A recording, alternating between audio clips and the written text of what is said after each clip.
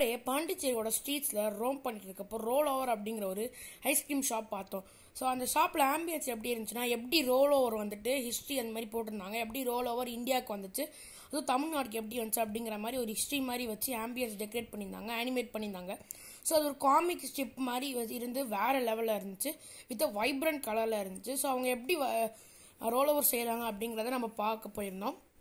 So பார்த்துட்டு அவங்க மேக்கிங்கே நல்லா இருந்துச்சு. ஸோ நம்ம பார்த்தீங்கன்னா ஒரு மேங்கோ மேட்னஸ் அப்படிங்கிற ஒரு ரோல் ஓவர் ஆர்டர் பண்ணியிருந்தோம். ஸோ அந்த ரோல் ஓவர் எப்படி செய்கிறாங்கன்னா, இட்ஸ் லைக் ஐஸ் பேன் மாதிரி இருக்குது.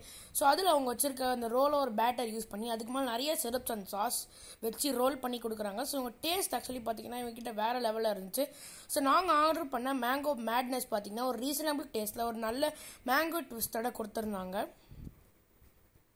அதே மாதிரி இவங்களோட ஹைஜீன் அந்த ரேட்டை பற்றி நீங்கள் பயப்படவே வேணாம். ஏன்னா ரெண்டுமே பார்த்தீங்கன்னா ஒரு பர்ஃபெக்டாக இருந்துச்சு.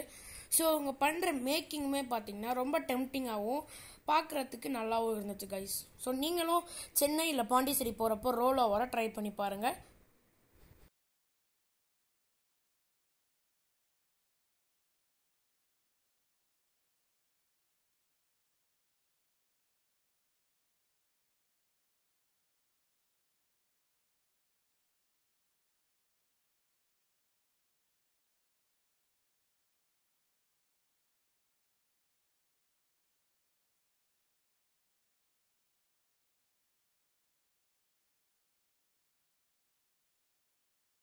அது உங்கள்கிட்ட ரீசனபிள் ப்ரைஸில் அந்த மேங்கோ மேட்னஸ் பார்த்தீங்கன்னா வேறு லெவல் டேஸ்ட்டில் இருந்துச்சு. ஸோ அந்த கேக்கும் நல்லா இருந்துச்சு. தேங்க்ஸ் ஃபார் வாட்சிங்.